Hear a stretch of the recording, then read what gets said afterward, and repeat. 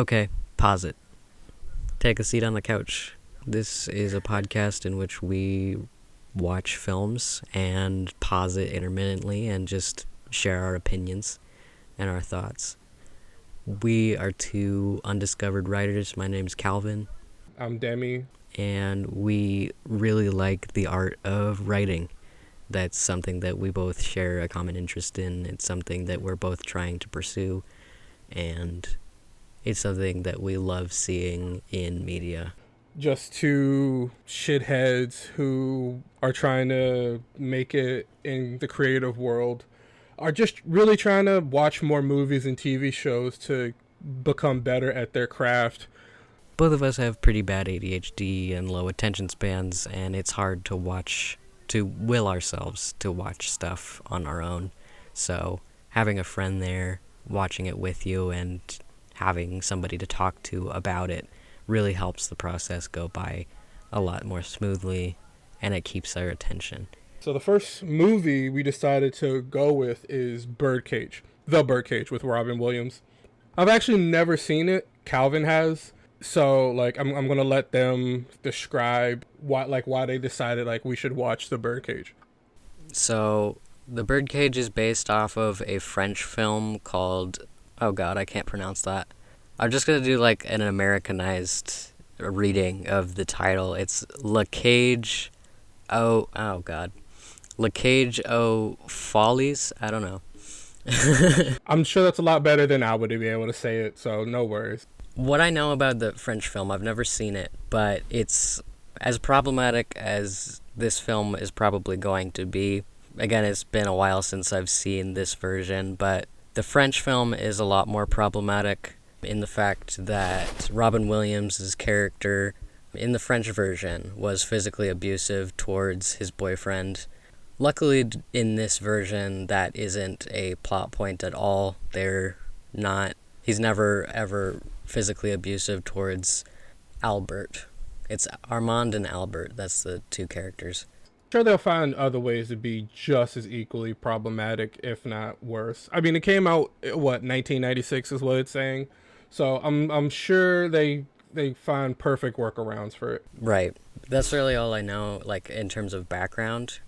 A lot of our commentary is based around criticisms of bigotry and generally just punching down on minorities, etc. That's not the only criticisms that we have, but they are a big part of media, and a lot of the times you have to gloss over them in order to enjoy anything. We still enjoy the stuff that we criticize, don't get us wrong, but it is also, necessary, at least I think, to put some stuff into question sometimes. I also enjoy that, even though this movie came out in 1996, which is obviously there's a difference between the 80s and the 90s and stuff, but we all just associate anything before 2005 is kind of going to be fucked up in some kind of way. I mean, yes, society changes as we grow or degrade as people, and we just all accept that you get what you watch. So here we go. Let's watch The Birdcage. We've just started the movie, and for context, at least on my end, I haven't seen any of Robin Williams' live action movies, I believe. I've never seen, I've only seen Aladdin, Mork and Mindy, a couple episodes of that, but I don't think I've ever seen any actual movies where he's playing not even Mrs. Doubtfire. I haven't seen that. So this is the first sort of live action of Robin Williams I've ever seen in my life. And the only problem I have so far is I don't know much about the drag scene and how much it's grown and changed over the decades. But I do know that drag queens now are so much more fabulous than the ones in this movie so far. I don't know if these are real drag queens or they're just actors and actresses. But I do know that all the drag queens I see now, the RuPaul era drag queens, good lord, would shit on these 90s drag queens. If these are real drag queens, I don't actually know. But I do know drag queens have really stepped it up since 96, apparently. 5 minutes, 10 seconds. This is the part that I remember was just oh, Jesus. Where they all put on The headdresses. Yeah, like that scene is like, what's what's the point of it? Like, even if you try to like the most charitable fashion you possibly can, be like, oh, it was for this or this creative reason, or try to give some sort of leeway. You can only do that but so much, especially for films written by white people. Like, there's always a handful of scenes or something problematic or kind of fucked up when you examine it, and people just kind of excuse it as creative expression and shit like that. When like sometimes it's just stupid and pointless, and like you don't always have to give credit to your problematic faves. You know what I mean? That is probably the only scene that I do remember where I was just like, that's really unnecessary, and it just kind of takes you out of it. But there's probably a lot more. I'm sure there's plenty more. I mean, '96. You know what I mean? It wasn't necessarily the Wild West, but it was the dying death sprawls of the Wild West of just doing and saying whatever you want without consequence. Okay, pause it. Like about 6 minutes, and so like one thing I do notice quite often in a lot of movies with LGBTQ people, whoever they're trying to represent is always some sort of example of just femininity and like flamboyance, which is absolutely okay. Like, you can be gay and flamboyant. Hell, you can be straight and have feminine tendencies or qualities. There's nothing wrong with either. But I do notice that like it's a weird misconception, because at least throughout my life and a lot of my adult life, I've met like a handful, like a very small select few of gay men who were actually feminine in a classical sense, whereas the overwhelming majority that I've met were masculine, or like, you know what I mean. So I think that's always been a weird in like concept in movies and media of like gay men having or like always being some sort of like beacon of femininity and stuff like that, where it's just kind of like, nah, gay dudes just be existing. They just go about their life. 6 minutes, 31 seconds in. This is sort of the scene that is closest to like the French version and just kind of how scary Armand can be. And it's more of just a reference. It's not he's really physically abusive in this movie. It's just like this is the one thing that they're referencing to when he's like banging on the door and he's like breaking the door open, is he's referencing to the French version where he was actually a bit of a monster. But I think this is the last reference to that piece. Yeah, I just wanted to point it out. So we're like 10 minutes in, and I don't dislike the movie. I actually kind of like it. You like, there's a bit of sort of like looking at it as like a piece of its time, and I feel like you have to do that with a lot of movies. The reason I bring that up is a lot of the comedy is based around how overly dramatic gays are, or like gays can be, as this sort of like stereotype of femininity and stuff like that, like I mentioned earlier, which is fine. Like, it can be humorous. It just gets old quickly, especially if, like, looking at it through the lens of someone who knows like mostly very masculine gay men or bisexual men. So it's just kind of like, this is nice and this is fun. Like, I'm enjoying it, but it's just kind of like the joke is already starting to get old. So I'm hoping that like something else starts to like pick up the comedy for it, or at least like they do something interesting that I haven't necessarily seen. I don't think that that's going to happen. I don't think they're going to like reinvent the wheel of like gay tropes in a '90s movie. Something that I would add on top of that, Albert, at least from like a queer perspective, doesn't seem entirely like they're a man, especially the further you go on. Obviously, during the '90s, even I think even more so now today, it was more quote unquote weird or unacceptable to be trans. Right. And I think like a trans reading of Albert could still work just because it was less accepted at the time and it wouldn't be able to be explicitly part of the movie. So in a subtextual sense, it could be like something like, I mean, especially for just queer viewers, I mean, you can have any headcanons you want about any character. But I'd say that that would be mine as a trans adjacent person. That Albert is more of a like femme non-binary person. And I honestly I completely agree with that like headcanon. I think it's fair to say, because even if you look at it objectively, the Albert, they don't refer to themselves as a man. Like they honestly have yet to refer to themselves as a man. Like we're only like 10 minutes in, but they refer to themselves as a woman, as their first real introduction and conversation with Robin Williams' character. So obviously, like, there's something else there that's just like you might not be able to say it outright because this is a movie and like has to pass like censors. Which, fun fact, I forget like who does them, but like very commonly, movies with gay or trans or like just like what they view as unacceptable have a higher rating. So like you can get like rated R or some nature of that. Like obviously we don't do any research, so like take it with some sort of grain of salt and do your own fucking research. But like a lot of movies that just have like gay or LGBTQ representation will very likely have a higher rating of like rated R and stuff like that. I forget what the actual system is called. We're like 16 minutes in, and like his, I guess, spoiler ahead, his son, not really a spoiler, you have to know, like they tell you in the goddamn plot, in the plot summary. It's like his son has been introduced, and like up to this point, they've kind of done this thing that like Armand has been like maybe been cheating or not cheating or something like that, and like but it's just like big secret. So like when the young handsome man appears, you notice like that they like, or at least I noticed that like there's this weird sort of like sensuality between them, because you don't know that it's his son up until the point it's like he says, "Hey Pop, I'm getting married." But it was weirdly central. Like I'm all for like male closeness and like father son bonding, but like I felt like that scene was like weirdly or even disproportionately sensual, because even with his lover Armand and Albert haven't been that physical.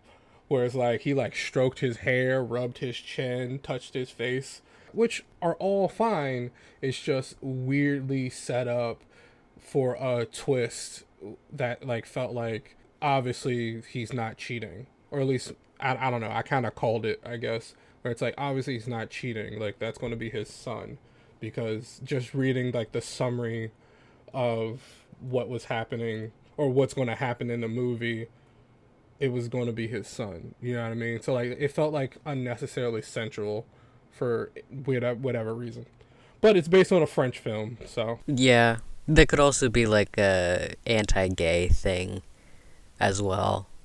in what way? Oh, he's like overly affectionate with his son. He shouldn't be a father for such and such reasons.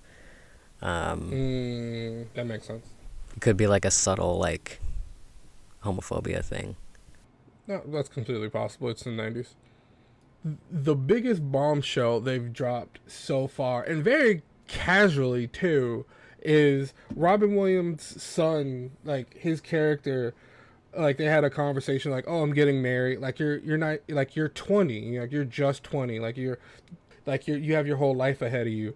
And they switch over to the daughter Barbara, who he's marrying, and they just casually drop, "Oh yeah, you're not even 18 yet."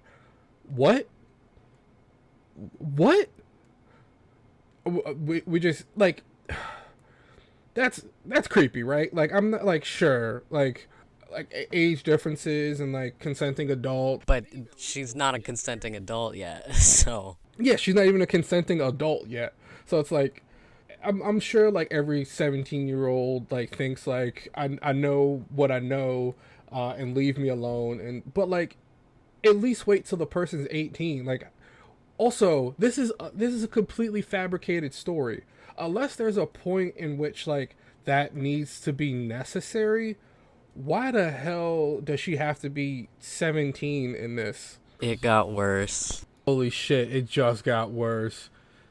They've been fucking since she was 16 and he was 19. That's so much worse. Gross. This doesn't need to be a plot point. Like, if you're going to add this kind of thing to a script or a movie or, like, plot, Like, make it a thing. Like, make it like a point of contention at some point. But otherwise, you're just doing it because you're weird. Like, this adds nothing other than like my own disgust. And like, you could argue that like, oh, like it was different culturally back then. Yeah, I mean, slavery was okay at one point too. Doesn't mean it's okay. You know what I mean? Like, doesn't mean it was ever really okay. It just means like we were more accepting of it. Just like, fuck it. I love that so far. The most weird and unnatural points of this movie, which are indirect.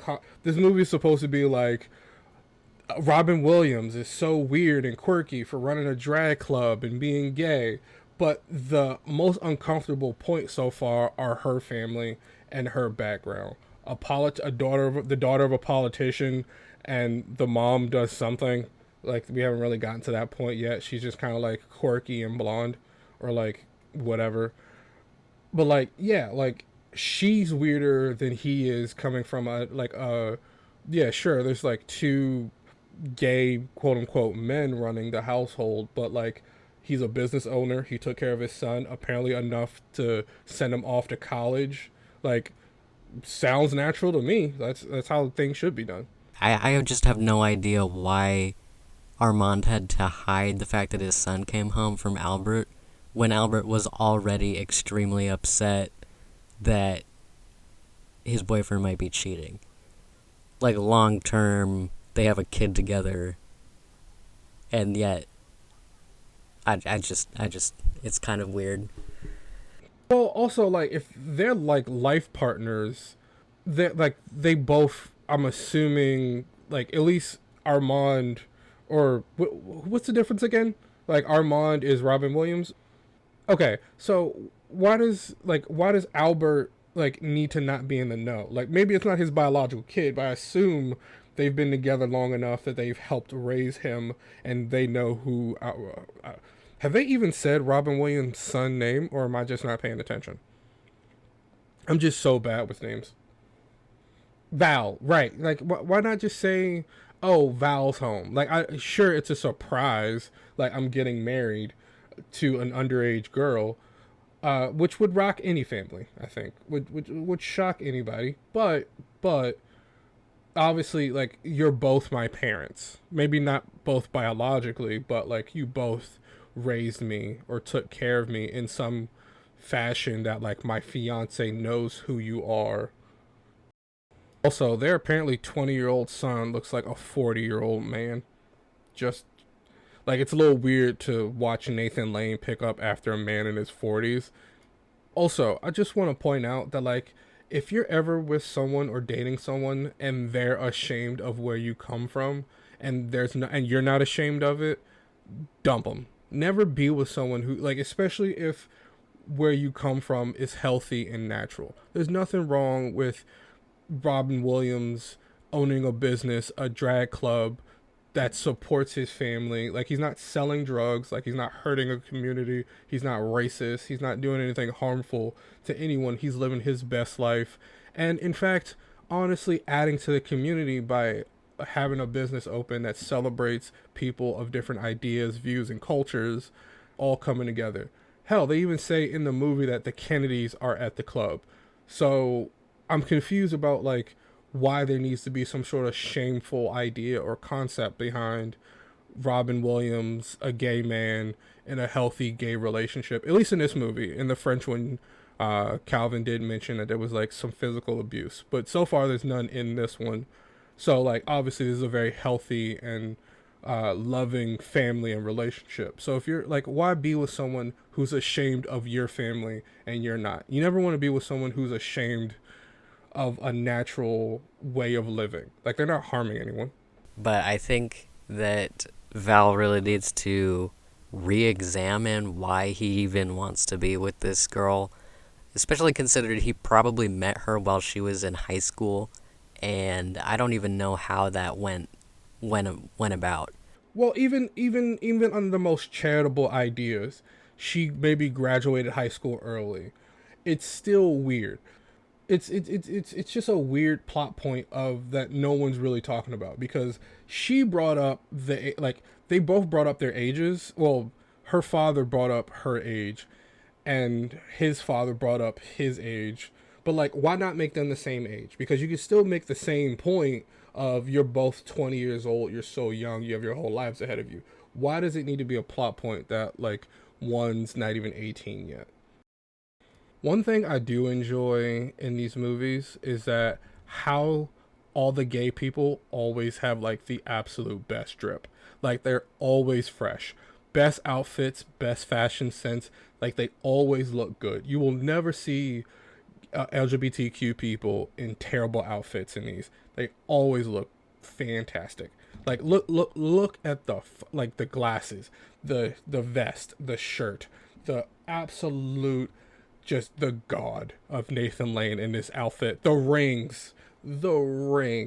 Like I would wear this. Like oh, fucking right I would. Holy shit, Nathan Lane is dressed to the fucking teeth in this.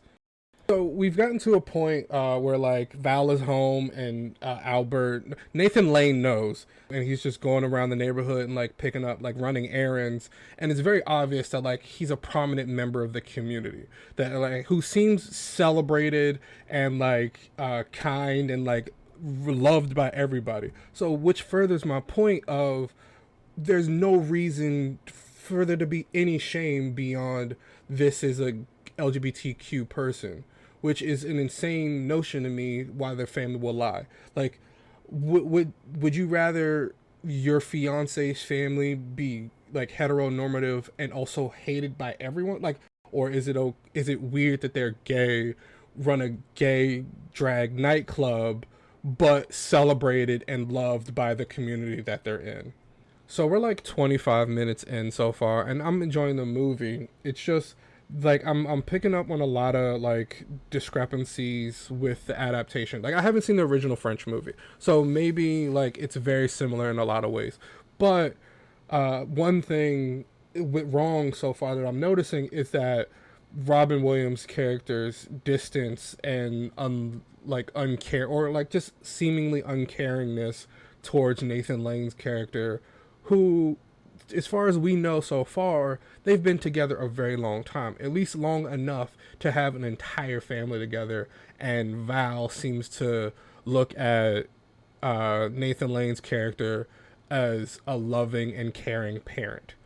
So the thing with it so far is that like, yeah, there's no abuse, but like they've kept, or at least like they've kept the notion that like Robin Williams' character is like just sort of emotionless in a lot of ways and distant towards his partner, which I'm not a big fan of, because like at least with like the notion of abuse, there's a plot point there. It's kind of like there's reason to be a terrible parent, but like if when you take out the abuse aspects but you keep in the emotional distance, he's still a terrible like partner, but now just in like only one sole way of being an emotionally distant and like seemingly uncaring person to be around at all times, and honestly just insufferable. At least if like there was abuse, it'd be kind of like there'd be a better story, at least in my mind, whereas like just like the emotional distance and shitty personality towards everybody besides his son, or at least even towards his son at moments. He just needs therapy and is a dick. So when it's brought up that this, like the dude, I don't know who they're even talking about that died, but he died in the bed of who they point out to be a minor. So they're pointing out in the movie that being a minor is like a point of contention, but they're still not addressing the fact that Val is dating a minor as well. So it's just kind of like, Well, yeah. So like, it seems to be like the worst part, and I think it's like the president of whatever like order they're part of, or like political affiliation that they have, because this dude's obviously a politician. So like like the subtitle is like, my co-founder has just died in the bed of an underage black whore. We don't slut shame on this podcast, but it seems to be the point of like they understand that like underage is wrong, but like it takes the other two being black and a sex worker for like oh, this is wrong now, but like your daughter is being married or going to be married to someone who is, for all intents and purposes, like, yeah, sure, it's like maybe like 3 years of age difference, but like is still a minor at this point. You know what I mean? Who like would they even be legally be able to get married anyway? But I mean, they're in Florida, so maybe there's some weird shit happening in Florida. Also, the fact that they just got like another point of contention is the fact that they're black. Like, oh god, they're black. Like, I don't want to be like the leftist snowflake that's like like breaking down comedy and like calling points of contention with everything I'm like seeing, reading, and consuming. It's just like it's just some weird like what they're morally grandstanding for and against. Another detail that probably was missed, but she refers to their last name as Coleman when actually canonically their last name is Goldman, and that's also because not only is she hiding the fact that they're gay, she's hiding the fact that they're a Jewish family as well. Honestly, I because I'm terrible with names, I didn't notice. Like, I didn't even remember their last name. Hell, I'm still getting the characters in the story mixed up. So I'm referring to them as Nathan Lane and Robin Williams. But like, oh, you love to see it. Also, what is up with like 80s and 90s movies, like like just casual anti-Semitism? Like, just very casual anti-Semitism, but also like there being so many stereotypes about like Jewish people running Hollywood, and like who is letting all this slide? Because like honestly, if black people, or at least me personally, if I'm not letting any racist bullshit slide in with whatever I have any say over production of, fuck that. Okay, so Val is drinking while he's saying this to his dad about how his girlfriend just told her father all of these lies about their family, and for some reason this isn't a reason for him to be like upset at her. Just like, why would you lie? Why would you put so much pressure on me and my family to be something that we're not? I mean, honestly, I agree. Sorry, go ahead. Because I mean, I would be upset personally if it were me in that situation. I mean, I wouldn't be in his exact situation because I wouldn't date a minor, but I would still be like fairly upset at the person if they told their family just, oh yeah, I'm dating somebody who has this, yeah, perfectly. I just lost my train of thought. Shit. I mean, you're making a good point. It doesn't make a whole lot of sense that, like, yeah, okay, for movie purposes, it makes sense. Like, there has to be a point in the movie where, like a point of tension, like, oh, how are they going to pull this off, even though they're very obviously not these kinds of people. But realistically, and what should happen should be, why did you lie to your family about my family? Because so far, her family is a lot more tumultuous and like terrible people than Albert and Armand. Hell, just watch the news. Her father is in a point of scandal right now and is a fucking conservative. Like, why would you want to marry into that? Like, just, oh yeah, like her father's a conservative politician. That should have made you soft as soon as you found out. And as somebody who, has been raised with understanding, well, not just queer culture, but the fact that homophobia exists, he has to know that by now. Why isn't he more scared for his family that this conservative senator could be dangerous for them? Like, legitimately dangerous to everything. I don't get it either. This, for all intents and purposes, is his only family and the only family he has. Why aren't you more defensive about when people are critical or damaging towards who you pointed out when you first like entered the fray of the movie, said you're the only person in your fraternity, or one of the only people in your fraternity, who don't come from a broken home. So why would you, under any circumstances, want to break that just for your fiance and her conservative shitty family? Right, exactly. And it's established early on that, yeah, he's proud of his parents and he's proud of being part of that family, but he doesn't show it. He hasn't even met her family yet. So like, why under any circumstances would you let this be a catalyst between the relationship that you have with your parents? Why are you stressed about this? That should have been like, oh, your father doesn't support my father's or my parents' lifestyles. Fuck it then. We aren't supposed to be together. It bugs me that like they're really having this sort of debate of like, Dad, I need you to pretend to be somebody completely different and like just not be yourself solely from our relationship. And the example he uses is that like when he was younger, Robin Williams' character, like the teacher asked what his father did. Robin Williams told his son, "Oh, just say he's a businessman," which is a fact. Like you don't have to go into details about it. So the example even that he uses is a terrible one because it's not a lie. There is no way it's a lie. You just don't get in specifics what kind of businessman. He still runs and operates a business.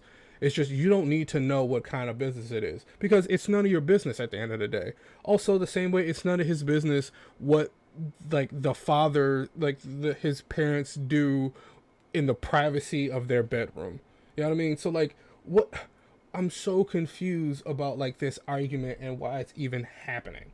And at what point is it just not okay for Armand and Albert? I mean, they're in an established relationship that has gone on forever.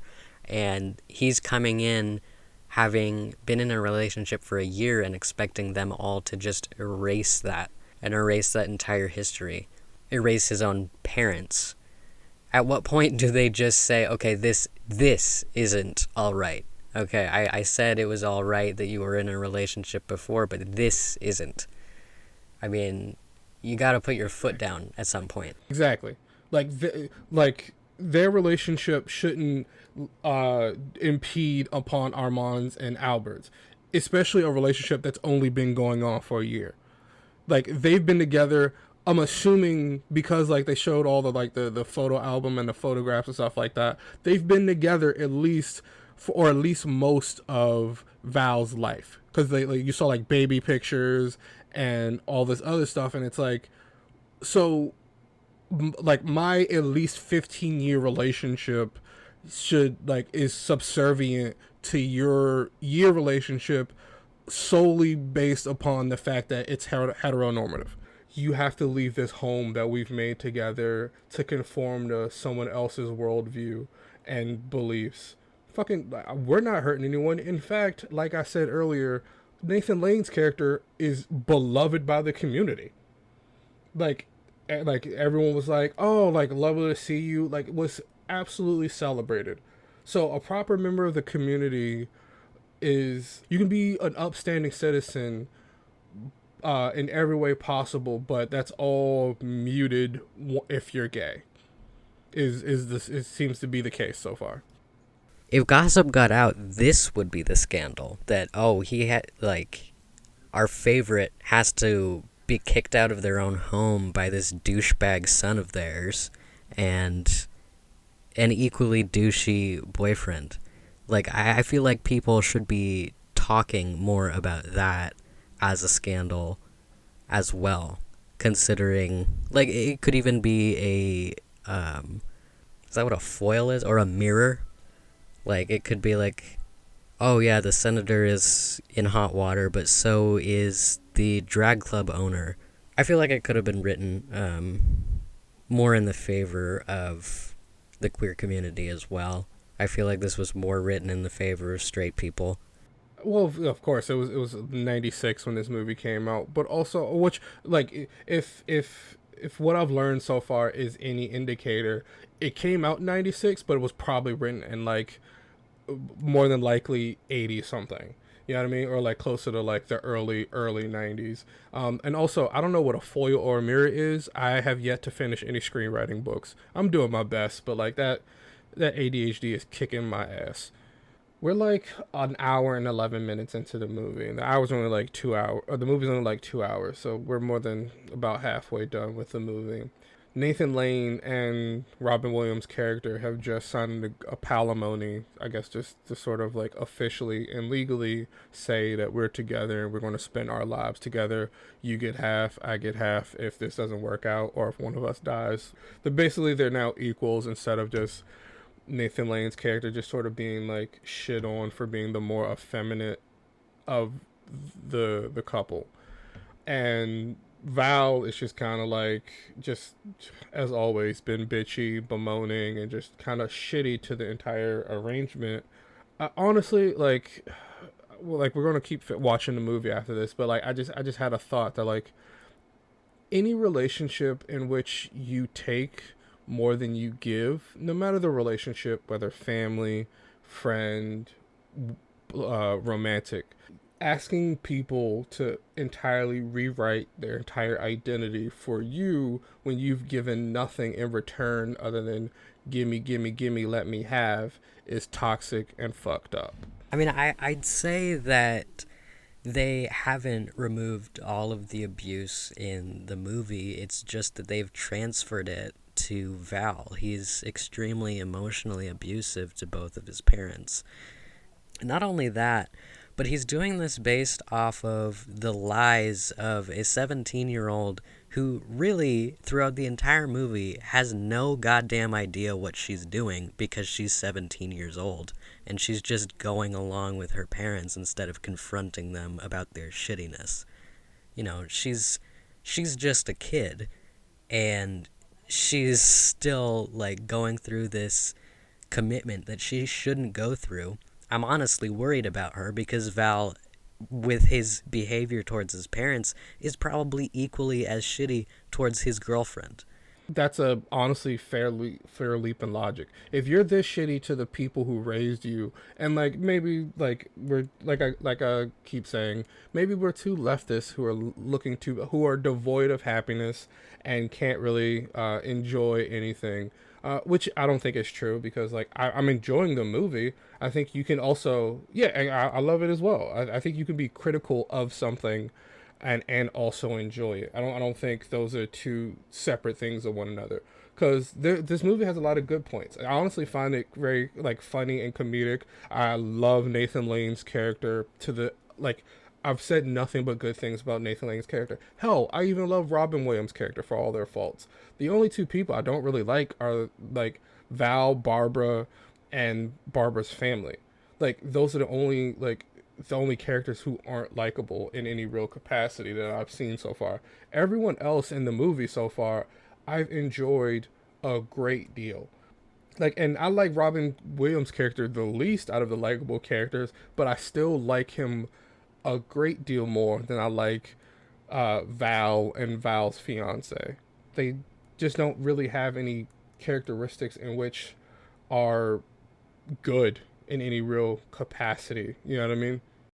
A lie that would have worked more in Val's favor in the first place was to just contact his mother and pretend like she was the only one in America at the moment. I think he didn't have contact with his mother. Well, because like he didn't even think. If you remember, he didn't even think about his mother and whether or not she would even do it until Robin Williams' character suggested it. So I assume they've had zero contact 20 years. But I'm just saying that if he was so desperate to just lie about everything, then he might as well just skip the idea to host it at the club at all, and to just take desperate action and contact the mother that he had never talked to. Like, that would have been a much better plan in the first place.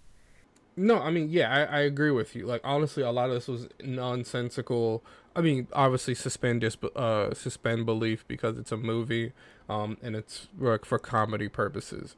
But like, yeah, I agree. Like, he should have just started off, "Hey, this is my mom. She's divorced," but like, it seems like divorce is a lot more like the possibility that she might be divorced is a lot more acceptable than like two gay people or queer people in any capacity.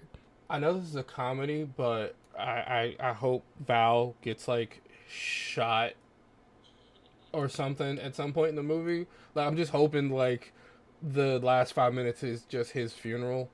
And like they could even make it funny. Like it could be like, oh, he gets shot out of a cannon or some shit like that. It's just there's nothing likable about this character, and that honestly props to the actor. But I hope Val dies. This is just random, but I want to point out just how amazing their bed frame is. It's so cool. I love that. Like, if there's any fictional apartment that I want, it's their apartment while it's fully decorated. It's just it's magical. But it's just my random thought. I just love it. At like an hour and 22 minutes, the senator, has like a 3 minute conversation or monologue about like just the beauty of mundane bullshit like roads and leaves and shit like that. Uh, and it was ass achingly boring. Like I don't really have a commentary about it other than like someone had to write that. Like just the internalized homophobia that Armand exhibits, where he blames himself for how Val behaves, and he blames himself for Val's shame of his family, which is like the driving action or the driving force behind his actions, where he's just kind of self-hating, and it's always been kind of evident throughout the movie because, I mean, as you said, he's more standoffish, he's more stoic and performatively masculine than his partner, and it's a big contrast. Which there's nothing, and I hold this belief firmly. There's absolutely nothing wrong with being masculine and gay, but honing in on the word performative. It feels more performative because, like, he's comparatively and drastically out of a lot of the queer people that have been shown so far. Nathan Lane's character, their August, what is the Agador, and everyone else, he is comparatively much more masculine, but to his son, and conveniently whenever necessary, is still feminine or has feminine traits. I just want to point out at 132, almost everyone in some way or shape or form has called Albert they or she, or just referred to them as not quite a man, but also not quite a woman, of like non-binary in a lot of intents and purposes. But Val, the true villain of this movie, has been the only person to refer to Albert as a man and as just a drag queen. Even their fiance is like, oh, I forgot, they just act so motherly. And even Agador earlier in the film referred to Albert as Miss Albert. Exactly. We are 1 hour and 41 minutes in, and we're watching the senator and his wife talk while everybody's in the bedroom about the strange things that are going on in the house. And the senator's main theory is that it's all Armand's doing, and that it's all the fact that he has this contempt for his wife. And I think I think that reveals a lot about Albert and Armand's relationship, in that Armand does have this contempt for Albert, in the sense that he thinks Albert is naive and stupid when really his partner isn't. Not only naive and stupid, but just in the way. And so does Val. Like, Val shares that sort of feeling with Armand, and I think the senator is seeing that in his own way. An hour and 44 minutes in, Val finally shows an inkling of character development and finally addresses Albert as his mother. It only took 20 years and an hour of our lives, but he finally addresses Val as his proper maternal figure in his life and shows just a drop of growth and becoming a better person and just getting rid of that homophobia and transphobia. We love to see it. Keep growing, King. There's only 7 minutes left in the film, and I won't necessarily spoil it, even though this podcast so far has probably been chock full of spoilers.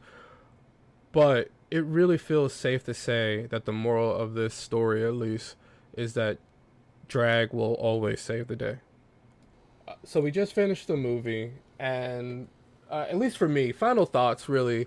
The most unrealistic part of the entire movie, because the movie ends. If you're listening to this, you're probably comfortable with spoilers. Like if you made it this far in the podcast, you're probably okay with spoilers.